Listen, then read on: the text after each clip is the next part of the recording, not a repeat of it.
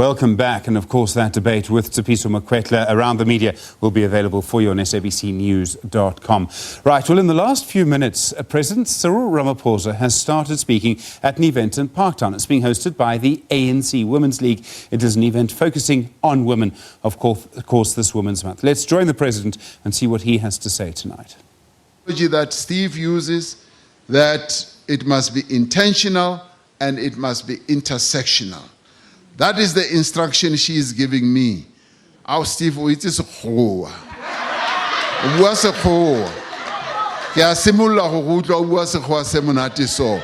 intentional and intersectional. But we accept that, and you say we need to have a committee in government to focus on this issue, particularly equality right across the board. My dearest sister, I have a minister in the presidency who works on women, disability, disabled people, as well as the youth. And this is something that she is clearly working on, setting up a number of committees, and I would want to see this one taking place as well. Comrade Maite is forward-looking on this issue, and I know that as a forthright person, she will be able to do so. Unonka is a curator, and she's an art lover. She wants a meeting with me. You've got your meeting at Lutuli House. Come and meet me. We will meet. Anisa, as usual, very articulate. As a student, as a young person, and always articulating the causes of students, the causes of women, the causes of black people. And she speaks very, very passionately about the dropout rate of university students, particularly women, which is caused by funding. Anisa, we want to work with you and other young people so that we address this issue. As a government, we have committed ourselves to funding young people from poor families and from working class families. And we have voted billions of rands, 15 billion and more, to fund the young people who are going to our universities. And what we now need to focus on is the outcomes of that funding, because as we see it now, only 50% of them do finally finish and get their qualification. I'd like to see the number or the percentage of young people who are qualifying with their diplomas, with their degrees, or with whatever qualification going higher and higher to justify the investment that we are making in our young people. In this regard, I must say that here our commitment is irrevocable. We are going to continue investing in our young people, and we will continue ensuring that our young people get the best education ever. Umandisa from the NGO sector, and I'd like to congratulate you, Sis Mandisa. Uguti Ilita Labantu is now celebrating 30 years. You are older than our democracy, and we applaud you for that. You've been doing fantastic work over the years. Now, we are going to have an NGO or social cohesion summit. And I immediately said to Sis Mandisa here that yes, it is being organized by the presidency. Clearly, as we organize this, there are organizations that we will hit and miss, and we want you, Sis Mandisa, to be part of this process and mobilize others. We want to do it because it's important that we should bring the NGO sector together. Now, NGOs play a critical role in the sustainable development journey that we have embarked on as a country. And we would like to see the NGO sector becoming more organized, more focused, more supported. Yes, you complain that you are not supported by government. That is precisely what we want to talk about. We want to talk about the assistance that government can give to the NGO sector, because You are the ones who are on the ground. You work on the ground, and once again, I thank the ANC Women's League for being networked and connected to the NGO sector. And thank you very much for ensuring that they are here. And we are going to ensure that that NGO space does not shrink. We want it to grow by leaps and bounds. And yes, we will be bold enough and give you space. That we will do because it is in the NGO sector that we have some of the most talented, hard-working women in our country who care for our nation. And that is what we want to support. And of course, I'd like to be at the high tea as well. My sister Namani, we went to university together. I'm delighted that you are here as part of the intelligentsia. And you confirm that our country is heavily invested in education. That is so true. But what we are now wanting to focus on is to see better outcomes. And you also say that we're happy that there was an investment summit. We are going to have another investment summit this year in November. Last year, we raised close on to 300 billion rand of investment. This year, we want to go much higher than that. And we have the capacity and the capability. The investing community wants to see us as South Africans being seriously and irrevocably committed to our own development. They don't want to see us fighting amongst ourselves. When they see us fighting and, arguing amongst ourselves, whether in the governing party or in the country broadly, they think that there is political instability. And they walk away with their dollars and their euros and their pounds. Now, I want those dollars and euros to be here.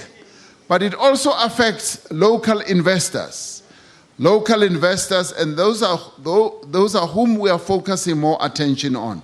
We want local investors to open up their wallets, to invest in our economy, to create jobs. Now, we are focusing on repositioning our economy. We are focusing on ensuring that indeed there is sustainable growth. We are going through a very challenging economic cycle at the moment that is also being made worse by our woes in Eskom and the other state-owned enterprises. And these woes did not start yesterday. They did not start last year. They've been there for the past 10 years or more. And we now need to correct those issues, address the challenges that we face, reposition our economy, and we will be coming up with clearer strategies of what we do, of getting everyone in our country to be part of this compact that we want to build, which my sister Namane speaks to, that let us all work together, let us all show unity, because where there is unity, there is growth. Where there is no unity, there is no growth.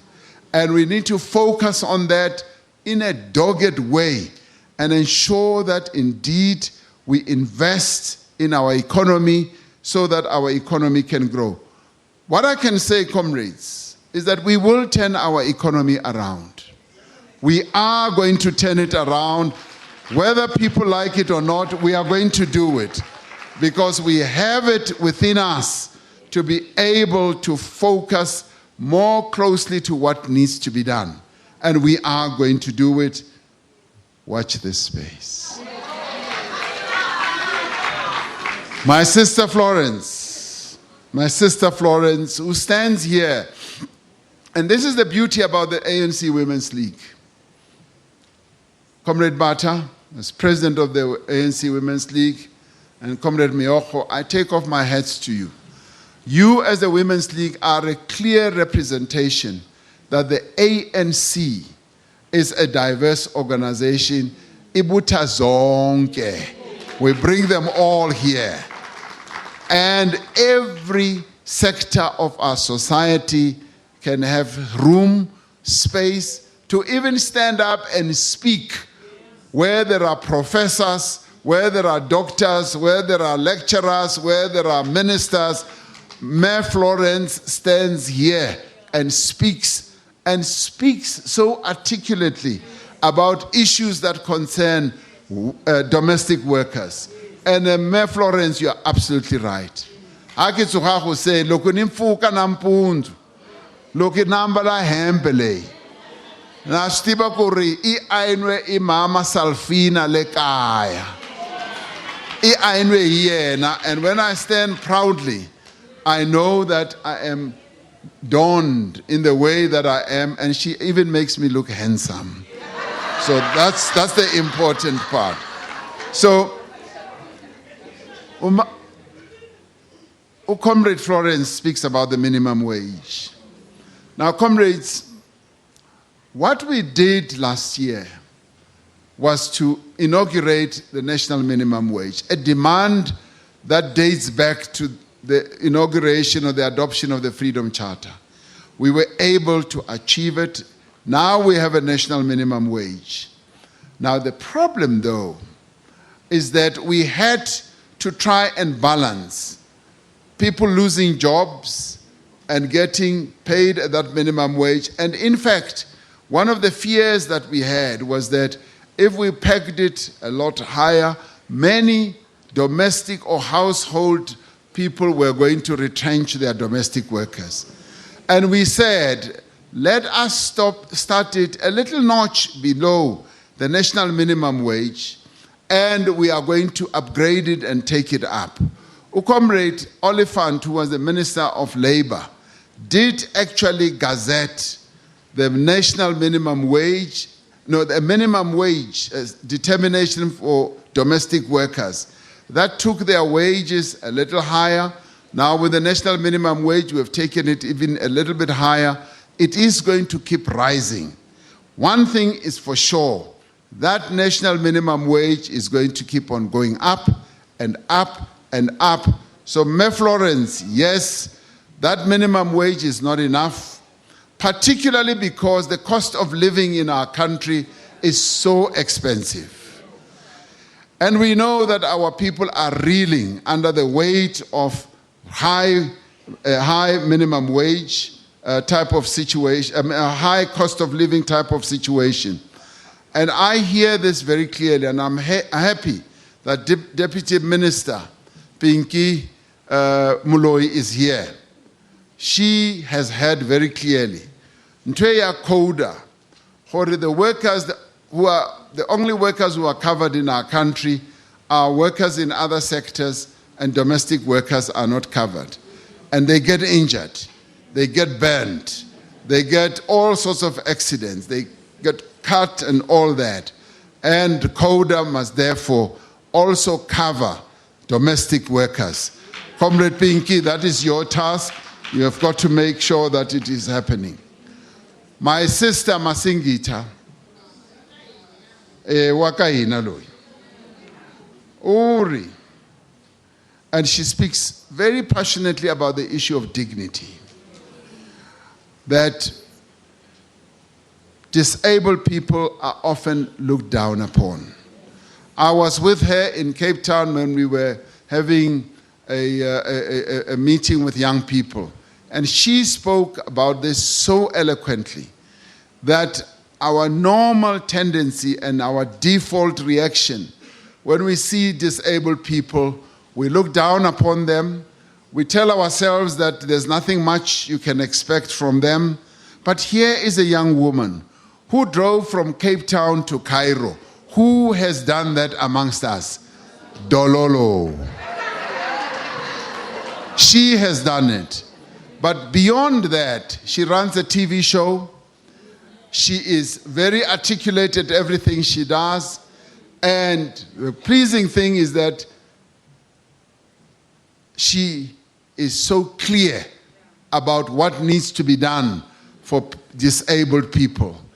And we will rely on her knowledge, her experience, her insights to make sure that we do good by disabled people. The ministry in the presidency that Comrade Maite leads is in the process of doing precisely that, and we are going to have a master plan as well on of disabled people. I keep making the mistake, which I need to lecture you about as well. We met with the organization that leads disabled people, and I kept talking about people living with disabilities. And they corrected me. They said, no, President, we are not living with disabilities. We are disabled. So you need to make that clear distinction. And I'd like to thank Masingita for articulating all these issues. Koni, who is unemployed, but also living with HIV, tells a very touching story. Most touching story. And as I was sitting here, I was saying, oh, I love the women of our country. And many of them are going through harrowing experiences. Most harrowing experiences that are so touching. I remember the other time when we held that Women's Summit, the Gender Summit rather, and they spoke in the most open and honest way. And I was quite touched and a little bit broken because some of the experiences were really hard for us to hear about. But these are things that we must hear about. Yesterday, we had a meeting with the ANC Women's League National Working Committee. Comrade Batabile said, President, we are going to say things that you may not want to hear. And they articulated almost 85 issues, I counted. And some of them, yes, were things that maybe we may not have wanted to hear, but they were said. And the important thing is that when women speak, women always speak so directly, so courageously, and babua neti most of the time. And Comrade Koni also spoke so clearly, so directly, and I am sad that she remains unemployed. But I know that she's not the only one. Unemployment is the most pressing challenge and risk that we face as a nation. And it is this that we want to address. Unomazocha, I'm glad to hear that women-in-law love me. Oh, please, I love that. And Comrade Nomazocha, I haven't seen you for a long time, for saying that I am willing to meet the women-in-law. Masi organize and go. Yes, we still live in a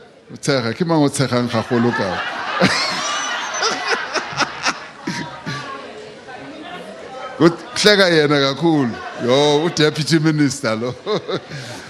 So it is true that there are white firms that still dominate the legal space in our country. Yes, and what we need to do, Comrade Nomazocha, is make sure that we keep talking about this issue. We must keep talking about it, and because unless we keep talking about it, it will never be corrected. So I would like us to keep talking about it so that you keep on insisting so that and until it is corrected. And I'm interested in these apartheid laws that you want to do pro bono work on so that we remove the apartheid laws from our statute books. That for me is important. So I'll take you up on that. And yes, we know that women are good mediators. And I see this because the ANC Women's League is the one that is leading the charge about unity in our movement. And yes, I'd like them to go beyond just talking about it and become mediators. women are amongst the best mediators. And I saw it very clearly in a number of occasions. When Comrade Nkosazana Dlamini Zuma was the chair of the AU Commission, I saw her mediation skills in action as she was trying to get the warring parties in South Sudan to work together. And one time she stood up and said, I'm now talking to you as a mother, as a grandmother, and I am saying to you, make peace. And all the men just kept quiet. And thereafter, they started talking to each other, but it is still a long journey going there. Dr. Tulare, I'm so delighted that you have spoken about health as a prerequisite for sustainable development. That is the absolute truth.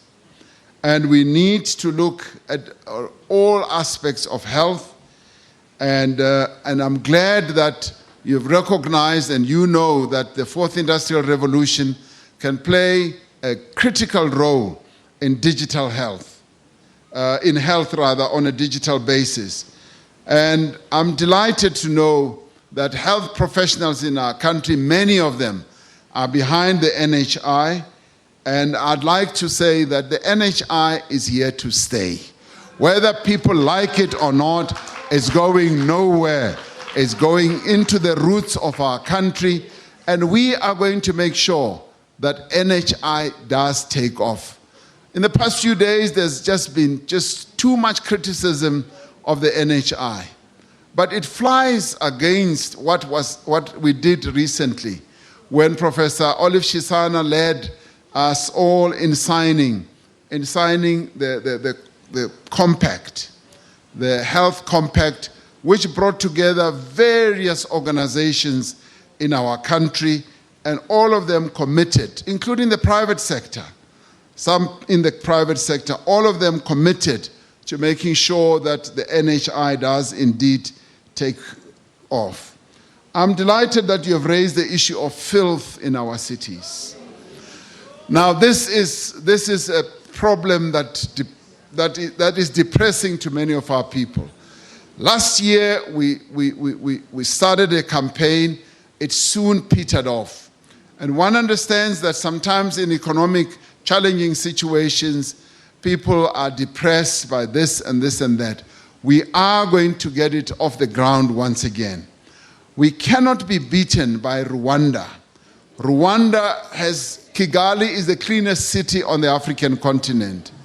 And we can turn our cities into clean cities where we take the waste and manage it properly and ensure that, yes, indeed, we create businesses out of waste, as one of my sisters said earlier. The issue of drugs is a major challenge, but we are addressing it and going to address it by coming up with a master plan at a national level. Ambassador Koleka Uti, she's a former ambassador. She was still an ambassador. She talks about implementation.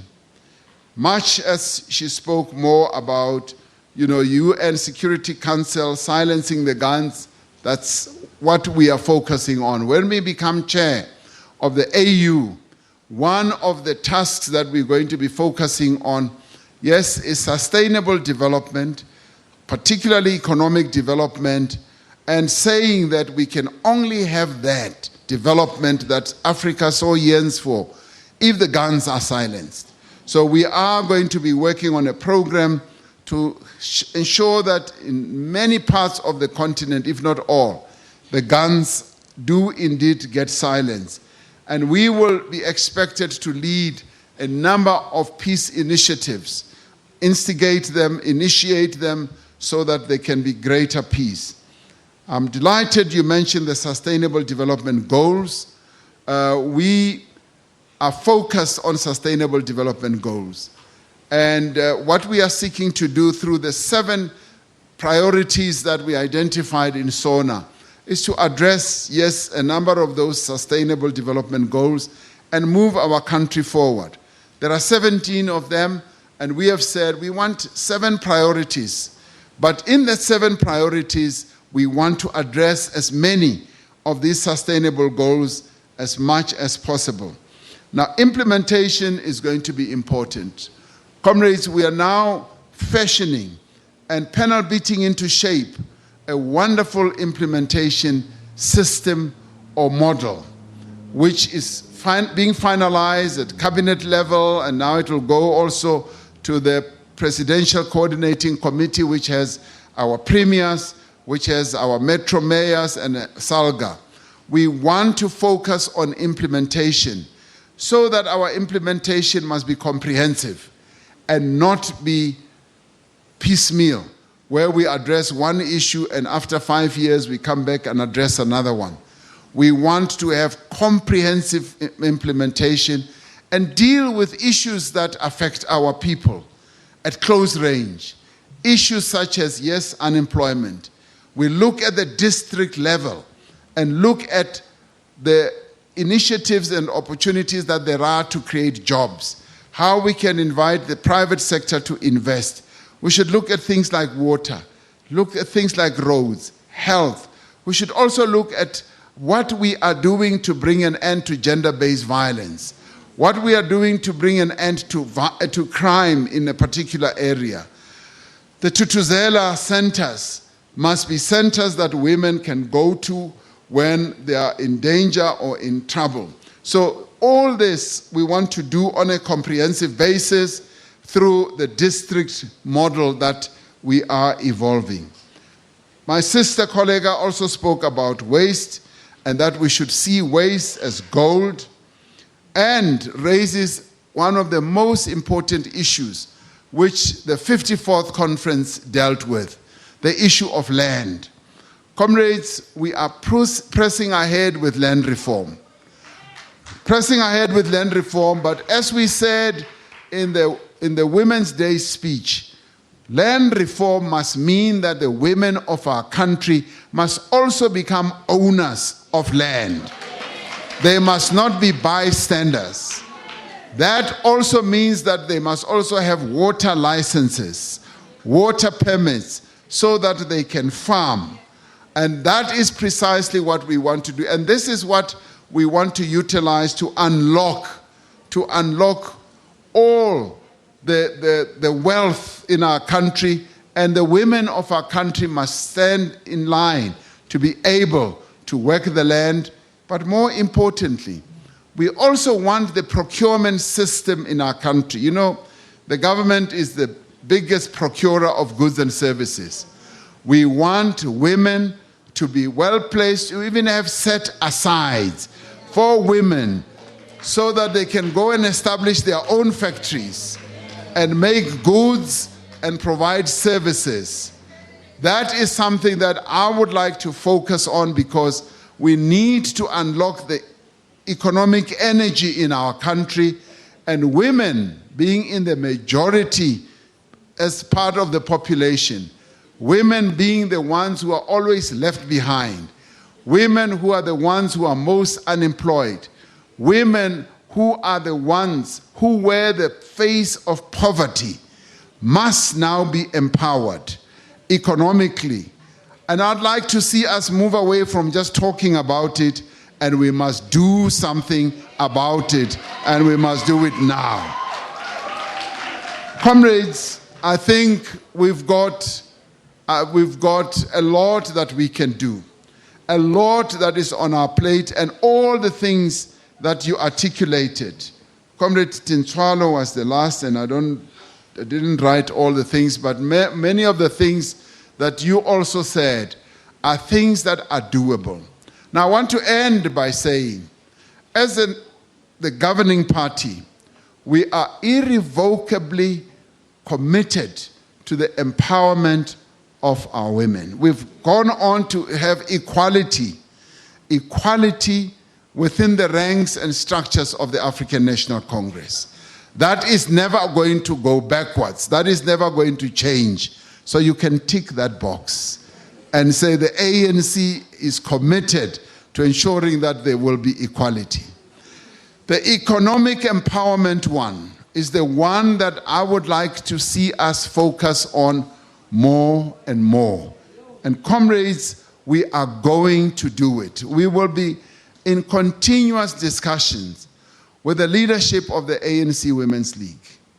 We will be identifying the various areas where women need to get ahead and be properly empowered.